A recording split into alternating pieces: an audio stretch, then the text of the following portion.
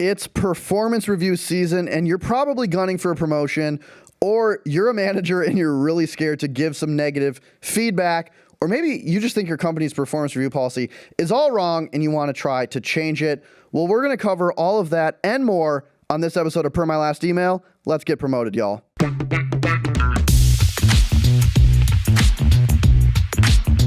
So we couldn't do an episode on performance reviews without bringing in the GOAT, without bringing in a special guest for you all, and that is Kate Noel, SVP and Head of People Operations at Morning Brew Inc. Kate, thanks for joining us. Thank you for letting me come back again. Yes, she is a recurring character on the show. Whenever we actually have to talk real stuff, HR related. We can't get things wrong. We bring in Kate. We bring in the best. And so I think just to set the scene for this episode, we're going to talk about performance reviews, the good, the bad, and the ugly, just to give people a sense of what we do at Morning Brew Inc. and give us something to kind of react to, lay out like what our performance review setup is here at Morning Brew Inc. Okay, yeah, so for us, we technically have it in two parts. So the one that I'm sure everyone's familiar with is like the end of year review cycle. That typically kicks off now in December. And then we have like a mid-year check-in. And so that is supposed to be like a less intense version of what we do end of year. But the time frame between both is like roughly 6 months. And the idea is that you take the time to talk to your manager, reflect on yourself of the amazing things you've been doing, or if you got some shortcomings, girl, and you want to talk about it, be free and release that information as well. And so it's interesting. I've worked at companies that have done the performance review and it's just once a year. And I know you just mentioned that we do a mid-year like check-in as well. And I think personally at Morning Brew Inc, that's been very refreshing to do that. Like, why did you decide to do a mid-year check-in? Oh, that's fair. I just believe the conversation about performance needs to be more frequent. And not to say that conversation of performance should solely rely on end-of-year reviews and mid-year check-ins, but I do think it gives more opportunity formally for a direct report and direct manager to have the conversation ongoing. And at the end of the day, like if you wait for a whole year, Lord knows what might happen in between. So at least there's, again, in the middle of the year, June, July-ish, there's a conversation about it. Also, it helps with realigning goals as well. I think that, you can have a performance review, but your goals are you basically supporting that idea. And sometimes they may need to change. So if you're waiting a full 12 months to have that conversation, then it's almost too late, in my opinion. So. And then I have one more question, then Kaila, I'll let you ask away too. Like, I think a question that's in everyone's mind, at least was in mine, is like, well, why can't we just get promoted whenever? Like, I have to wait for this promotion review or mid-year check-in. Like, I'm deserving of a promotion right now. Like, let me have it. Again, speaking generally, like, do you think that's fair, or do you think there's a reason for giving out promotions at certain times of the year? Yeah, there's this thing called structure. And just sustainability. No, honestly, I mean, look, even though we have promotion cycles, which for us, we have it for both, we can have someone be promoted at the end of the year or the middle of the year. But if we just allow ad hoc promotions to happen, things will run amok. Quickly. But the other good thing about the mid-year check-ins and end-of-year reviews is that does not mean that no one can absolutely not be promoted outside of those cycles. Like obviously there's exceptions. So if someone needs to be promoted or receive a merit increase or whatever change to their job outside of those two things, it exists. But this keeps us on track. It's interesting. My previous job, actually, I was there during a change in the cycle process. So when I first started there, they had promotions every single month. I'm sorry? Yeah, every single month. And so every month at the beginning of the month, you'd get a list of everybody in the company who got promoted during that month. And when I was there, I was about a year in when they changed it to every 6 months, similar to what we have. Growth. The downside of the monthlies was, first of all, we started evaluating our promotions in months, not in 6-month periods. So I remember being like, okay, well, the process from assistant editor to editor is typically 16 months. And I want it in 14 months. And I remember I worked my ass off, but I was like, if I don't get it in 14 months, I'm a failure. And it's like, okay, that's crazy. Also, I remember specifically there was one person who really, really, really wanted to get promoted and every month was expecting that promotion. And then when the first of the month came and she didn't get promoted, it was really, really unpleasant for everybody involved. And I wasn't even on her team. It was just like she made it very, very clear that she wasn't happy. But by the time it's like, you only have 4 weeks to show, in between promotion cycles that you've improved enough to like justify a promotion. So people, it's like 3 weeks of grumbling, 1 week of like, okay, am I going to get it? Am I going to get it? That's insane. It was very intense. And so I think that having some structure, even if there are exceptions, is very smart because it sets those expectations appropriately. Right. I have to agree.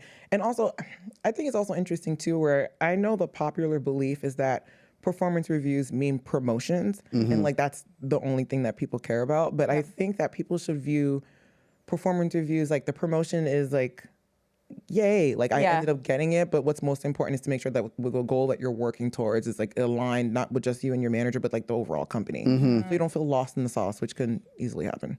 Yeah, so maybe quickly we can just talk about the pros of performance reviews. And to be clear, we're not saying like the cons or that they shouldn't exist. We think that it's very important. Well, speak for yourself. Okay, well, I'll wait to hear what you have to say. That's what I'm saying. I think that the pros of performance reviews are what you've mentioned. It's forcing a feedback function, especially if your manager isn't doing that, which I think is a con. They should be doing that. It allows for goal setting and alignment. It also allows for written progress tracking so that you can go back and see every 6 months what you've achieved, what you wanted to achieve, how you're pacing towards those goals.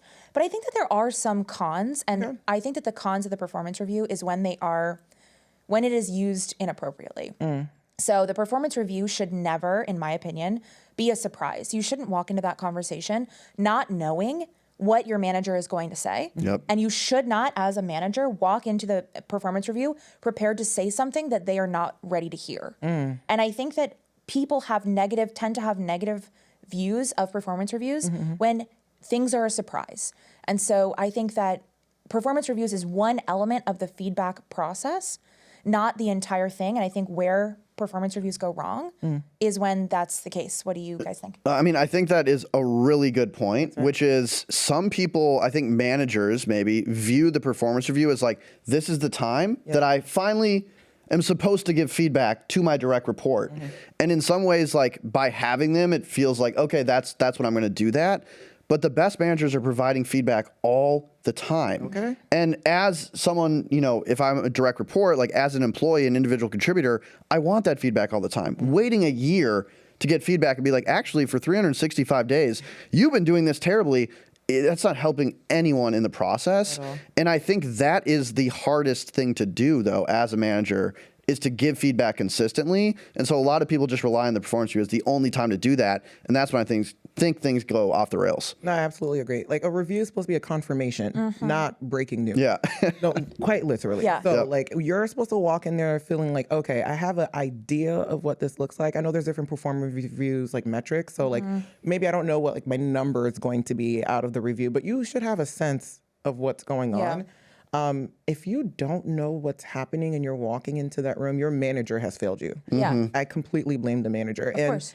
Performance reviews is a part of performance management, right? So it's just a tool in that like toolbox. So how do you approach smoothing that feedback process? Like, have you implemented anything or any like, I don't know, process or software that does that? Like, so that it's not just the performance review for performance management? Oh, yeah, for sure. Oh, well, one-on-ones is like an easy thing to kind of like look to. Like one-on-ones are supposed to be the thing. Well, I don't know how often y'all having it, but if it's once a week or every other week, then sure. I mean, but even that's a good loop, right? Where if it's like every other week, you're meeting with your manager. One-on-ones should not be just a tactical to-do list. It should also then be like, let's revisit what your goals were, or like what were challenges that you had, what were highlights. That speaks to your performance. Low-key, you can tell your manager about themselves and say like, hey, loved when you did that, but also hated when you did something else, So that's a really good way of having like ongoing conversation. I think when it comes to that, I also think smoothing out the process, because the surprise part of performance reviews, for us at Morning Brew Inc., we make our managers give their direct reports access to seeing their reviews before they have the conversation. So just for it to make sense, sometimes when there's a conversation for performance, you are literally hearing it as a direct report in real time for the first time in that meeting. Me personally, I'm not the biggest fan of that. Yeah. I think people should have an idea of what they're walking into. And so for us on our end, we literally make that part of our process. We recommend minimum 24 hours, but very much at least 2 to 3 business days. Let people have time to sit and marinate with the information. If you have big feelings, whether it's good or bad, that's great. But then you're walking into the conversation discussing as opposed to then just going through what the manager wanted to talk about. I think that's really smart. I want to like go back to the one-on-one Okay. because I think, not to brag, but we have a really good structure for one-on-ones that we were running when I was managing a team that I think will help a lot of people, which is a few things. The first is I would make direct reports have like a wins column. Good. So they would fill out wins from that week every single week. So when the performance review came and they had to do a self-reflection of like, what did I accomplish? A major piece of feedback I hear is like, I don't even remember what I did last week, let alone 3 quarters ago. Having a section where you're writing down wins allows you to just go back and now you have, if you did it 3 a week, you have 150 bits of information about things you accomplished. The second is I had a section called feedback where I would give them feedback, but then also they would have to fill out feedback they were giving to me. And if every month or every week they were like, you're amazing, I'd be like, this needs to be constructive feedback. Like, I want to get better at managing you too. So my expectation is you're providing critical feedback that helps me get better as well. And that also, one, it helped me get better. But 2, it's building their confidence in the fact that they can tell me something that isn't going well, that I can improve on. And if I respond appropriately, as I hope I did, it engenders trust. And then when we get to the performance reviews cycle, they're comfortable telling me also what I need to improve on. And I think that's a big piece. And so many times you hear direct reports being like, it's hard to give my manager feedback because they're ultimately responsible for promoting me or giving me a comp increase. And I don't want to hurt that relationship. Which is why it's on the manager to request that feedback for the most part. And I know for our performance reviews, that's actually part of the process is managers, it's like, how would you give feedback to your manager? That's one of the questions you have to fill out. But another like total aside, I think it's also really great that you did that because it helps flex that muscle of how to give feedback. So then when they're managers, they're able to give feedback a little bit more comfortably. So it's a random bonus there. Well, you know, I had that question in my mind of whether to include that question in our review or not, because I know it could also be a mixed bag. Like, I know there can be people who feel like, well, exactly like you said, like, I'm scared to mention something or like, am I putting feedback to the manager? Yeah, exactly. But I think providing the choice for someone to give that feedback is super important. So I'm actually glad that you did that. And I love the choice. I think my like advice, if you are a manager, is like, that question is very important, but it's also important that they're giving you feedback, your direct reports to you throughout the year.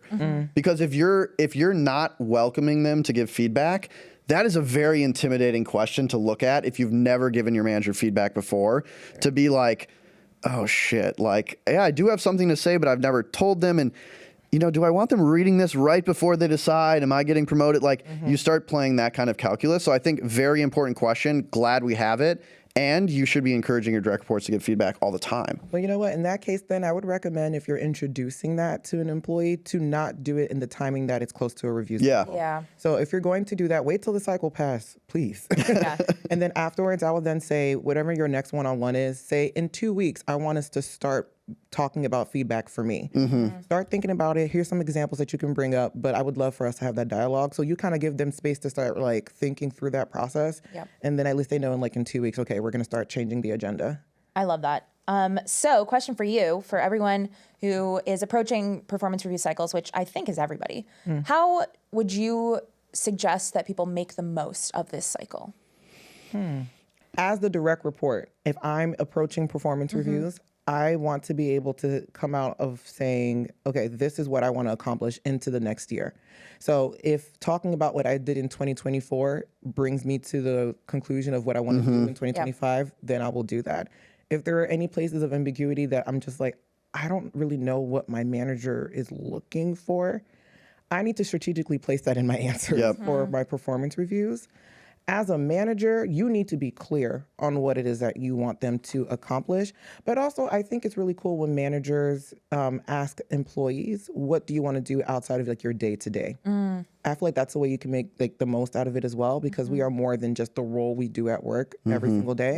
But if you have a long-term goal, if you have a certain position you want to be in or a skill you want to be able to take take expertise level at, I would say as a manager, ask those questions as well in those conversations. And I think that's really good advice. And I love what you said, Kate, earlier. You said the performance review is just one small part of performance management. Yeah. And great managers are good at performance management, not just the review cycle.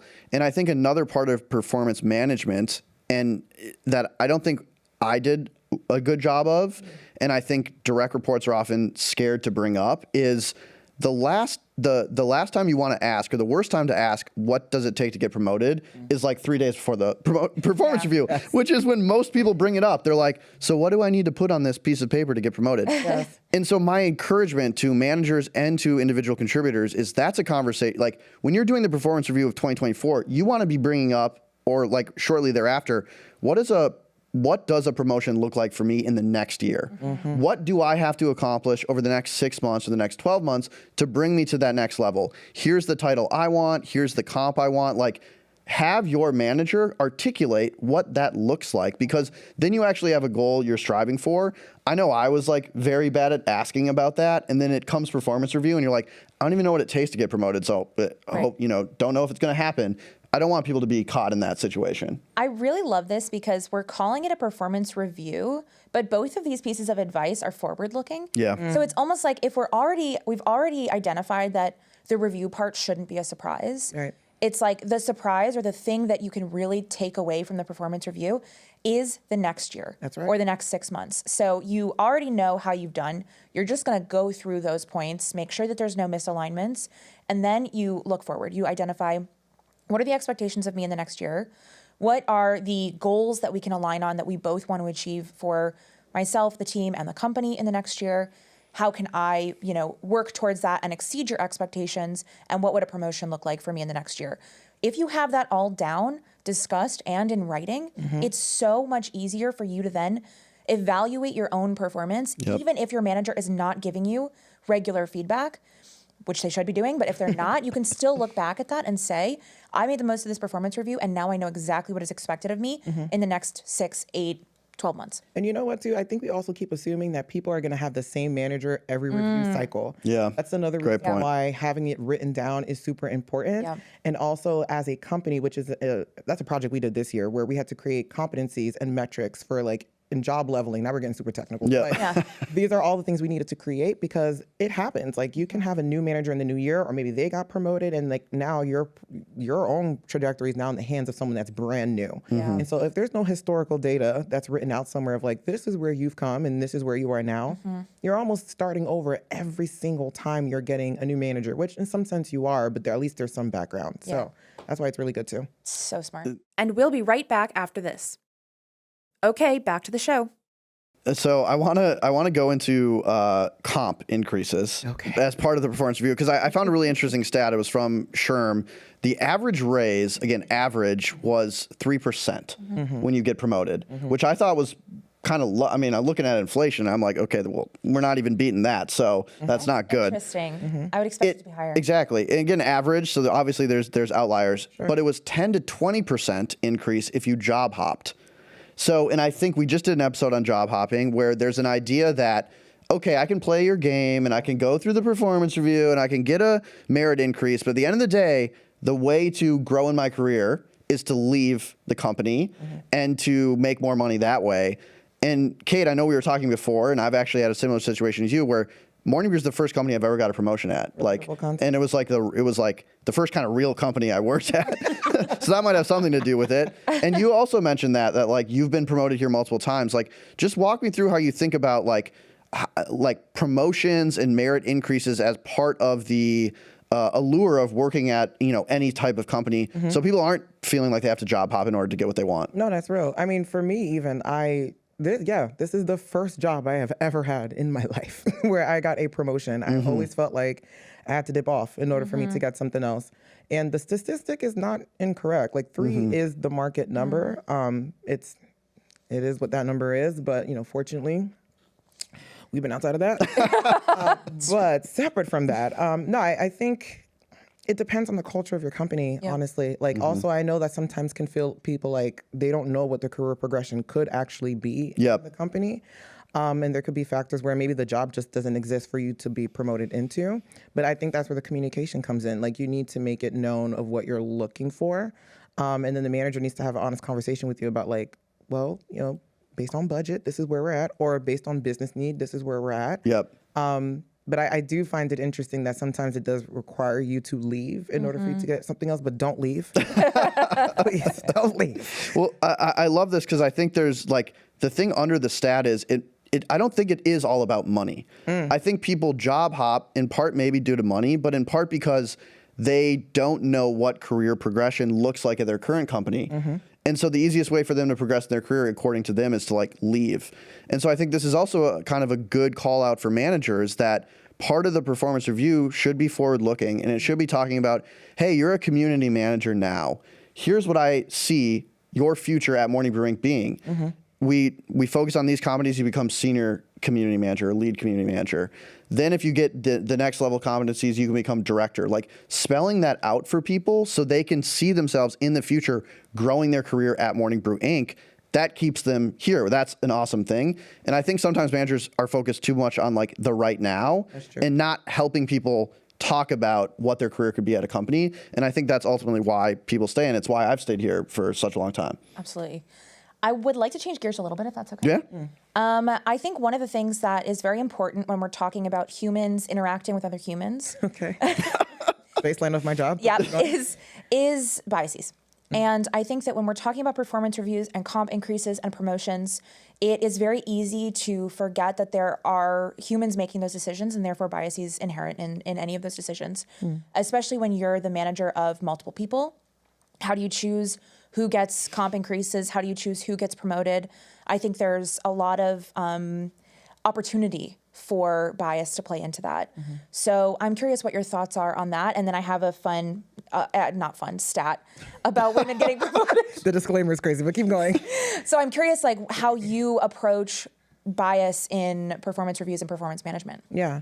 I mean, that's what made me think about how we're doing performance management now. Like this year, like I almost want to remove as much personal opinion in the process and really stick it to these are the competencies or these are the values or like these are quite literally the metrics by which someone needs to operate at, depending on their title. And you cannot fight the facts. That's literally it. I mean, there's still space in our performance review, for example, to have open text questions of like, so overall, how are you feeling inside? Sure, I think that touch point is still important. But if you do not have something that everyone is being evaluated at the same way, you allow too much personal opinion to come in. And so on our end, I would say we make sure that all of our employees have the same company values, same competencies that they're measured against. If people are at the same level for whatever reason, they're also being evaluated in that same way. And then the conversation comes up in feedback conversations, basically, which could also change your rating in a performance review because sometimes conversation helps. But that's typically how I see it. No system is perfect, though, and so there might be something that slips through the cracks, but at least it's a good stab in the first direction to kind of get that going. I like that. And I also think that it's what is it? Sunlight kills germs or something. Democracy dies in the darkness. I'm so sorry. I really butchered that. No, it's good. It feels good. Sunlight is the best disinfectant. I got it. I got there eventually. Sunlight is the best disinfectant. So I think like what you're saying, which is like writing out all of the expectations and then writing out how you're approaching or meeting or exceeding those expectations is the best way to kind of remove as much bias, unconscious bias as possible. So I do think that we at Morning Brew do a pretty good job of that. There was this McKinsey article or report that came out a few weeks ago called like the Woman in the Workforce report. And it was a 10th anniversary, basically looking at how well women have fared in the workplace compared to 10 years ago. It's a really interesting report. I highly recommend you look into it. I did do some research on it. And one of the things that the phenomenon that was studied was something called the broken rung phenomenon, which basically means that starting at the entry-level position, there's a drop-off in how frequently women are getting promoted. And the main drop-off point is between entry-level and manager. And so that's not something that I necessarily would think we see reflected at Morning Brew Inc. specifically, but it is something that, in their studies they saw. And one of the things that really struck me there is that typically, according to the Lean In org, men are promoted based on their potential and women are promoted based on their past achievements. So when you're promoting somebody from entry level to manager, you are relying a lot on potential because you're asking them to do a lot of tasks that they haven't done in the past. And so one of the pieces of advice that I think, if you're a woman looking to get promoted to a job that maybe you don't have a ton of experience in, is finding ways in that performance review process to identify maybe small tasks that you've done, but tasks nonetheless. Maybe you're a mentor, maybe you've taken on a certain project that involved you leading that project, and point to those things as a way to kind of justify or further bolster your case for a promotion. Obviously, ideally, everyone is promoted based on their potential. That's the hope. But I think that one of those things is the same thing. Sunlight is the best disinfectant. If you can point to those things and you can write everything down, then it's harder and harder to justify not promoting somebody. I think you're absolutely right. I never even heard of that phrase before, sunlight disinfecting germs and whatnot. Oh, yeah. Sorry, I butchered it. We're not the FDA, so we can't, or the CDC. We're not. Disclaimer. Another thing I thought early in my career that maybe I've found to be not true is early on I was like, I want to report to like the highest possible person at the company. Okay. Like I want to report to the CEO because like I'm going to learn so much. And a thing I've found to be true is like sometimes the best managers who are like really focused on your career are like mid-level managers because they just have more time to like focus on that. And I just think it's a call out that like as you grow in your career, your manager likely will be higher and higher up the company as well. Right. And like the best advice that I've seen around reporting to someone in the C-suite is like, you're going to have to learn a lot through osmosis. It's like, watch what they do and try to learn from that because they are so busy that they don't necessarily have all the time in the world to be like, and here's a 3-week plan on growing this competency. So I just wanted to call that out, that at least something I've learned in my career is like, who you report to, the best one doesn't mean it's like the highest up. It's like someone that's like maybe a rung or two above you is actually the most important person to report to. It's also interesting for me because I'm in HR. Yeah. So it's like, I know the chess game. Yeah. Of, like, of like how to handle performance reviews. And so I'm like interviewing like an HR person, like, I know what you know. So what can we really talk about?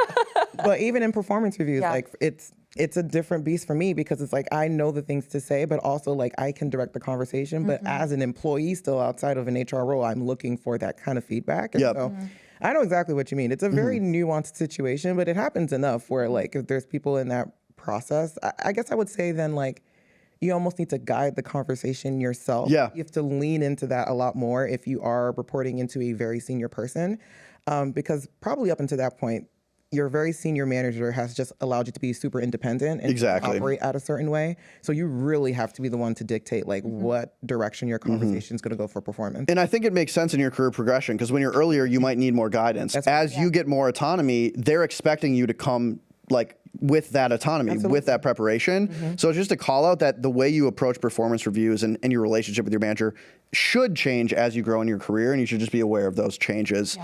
Last thing I want to talk about here. We've talked a lot about getting a promotion. We've all had performance review cycles, I'm guessing. I don't know, Kaila, maybe you get promoted every time, but where we don't get promoted. And it is a tough feeling to have. And I'm sure there's listeners, you're walking in, you're excited to get promoted, you don't get promoted. When you wake up the next day, like, what should you do? Tips, tricks, advice for wanting a promotion, not getting it. What should people do? Well, I can start with the actual conversation. So I think there's two things. First, if it's not a surprise, you should already kind of know how it's going to go if you're going to get a promotion or not, even if you don't know what the actual answer is. Also, you should know if you're up for the promotion. I think that part is important. Like I've, for the record, certainly had performance review cycles where I have not been promoted. But I'm never like, oh, I think it's going to be the time. And like, and then I walk into that performance review and then I'm let down. Even if I'm up for promotion and I'm not going to get it, I'm like, okay, I've already talked to my manager about this. It's not a surprise, but we're going to talk about what I can do in the next 6 months. That's going to be the focus of the performance review. What I think that you should do in the performance review, if you are disappointed, I have like super, super tactical things because I have felt very emotional in performance reviews for various reasons. And one thing that you want to do as the direct report is try to obviously not hide that, but try to manage that as much as possible. So one of the things that I really like is something called a parachute line. So basically, if you get news in any conversation, but in a performance review specifically, and you have a few lines in the back of your head of like, I'm getting emotional, I'm getting upset, I'm at risk of saying something that I don't want to my manager, I'm going to use a parachute line. And that's something that's like, you know, I really appreciate you taking the time to give me this feedback. I'm surprised by it. And I don't want to react in a way that is unlike me. Can we talk about this in a week? Can I take some time? And the parachute line allows you to safely evacuate Parachute out of the plane with a with safety. a parachute. Yeah, with a parachute. Preferred. Okay. I guess my curiosity will be like, why would someone be surprised by not getting the promotion? I agree. Unless they're being misled. Now, at that point, that's outside of like, I can't imagine why a manager would do that to mislead someone, but I guess in the world, it could be any scenario. I mean, I think the conversation keeps coming back to, and we actually have a chart we can show really quickly here, about surprises during the performance review. Oh, okay. So we have this, if you're on YouTube, you can see it. If you're on Spotify, I will describe it quickly, but basically there's like two outcomes of a performance review, and it's not got promoted or didn't get promoted. It's the expectations were aligned. You thought the conversation went the way it was going to, and that's what you want. Whether you got it promoted or not, you should know that going in almost. The time where it's bad for both manager and direct report is when the expectations aren't aligned, and all of a sudden, what they're telling you, you're shocked by, you're surprised by. You don't want that to happen from both sides, the direct report and the manager, and you should do your best to avoid that, and that's where feedback throughout the year comes into play. It's very smart. I'll even say HR tip. If you're a head of HR or you have a seat of power in the HR team, you should be having these conversations with your managers who are a part of the performance review cycle at least 60 days before the review cycle starts. Like, that's a practice that we do here. Like, I literally reach out to every leader in the company and say, hey, something's coming up. Yeah. Who do you think should be in consideration for it? And start that conversation. So I can assure you by the time the performance review starts, all the managers know who's been approved or who's going to be a part of the promotion cycle that year. And that's one of the reasons why, as a direct report, you should not be asking for a promotion 10 days, 5 days, 1 day before the performance review. You need to be basically pushing for yourself to get that promotion, or having those conversations 2, 3, 4 months ahead of time, so that you're at least signaling to your manager, I want a promotion, and here are the reasons why I want that. And then you can have a discussion on the merits of the promotion, not on like, oh, I know I'm going to get it, and then I don't get it. Yeah, I'll also say this. Timing is important, as you say, but I feel like there needs to be a conversation of almost breaking away from the thought that you are to be promoted every single year. Yeah. John will say where that idea came from, but it's running rampant of this idea of like every year we're supposed to be promoted. And just to note, the more senior you get, the more time you stay in that role. I promise you, it's just how life needs to be, because you want to really get the grit. You really want to get the foundation of whatever of the role that it is that you're doing. And so I feel like if you also break away from the idea like, oh, my anniversary is coming up, and so I should be getting a promotion this cycle, or like, this is my second promotion cycle, I've been here a year. Yeah. Promotions are not typically based on how long you've, quote unquote, survived at your job or celebrating a corporate birthday. It really is about doing the work, going through at least more than 4 seasons in that position, and then bringing up to your manager like, okay, I think I'm at a point where I've been exceeding expectations and I want to start talking through it. Yeah, and also having smaller rungs. Like, if we wanted to promote everybody every single year, there would be title inflation. So what does a director mean versus somebody who's a director who's just been there for 4 years? It also means that the pay rungs are going to decrease because you're expecting a promotion every year. Maybe that's why you see 3% as the average. So I think there's like something to be said for sitting in a position for a while. Now, granted, I would love if everyone got promoted every year. Whatever, like that would be great. Except for me, in which case I should be promoted. I want to be promoted every 6 months, actually.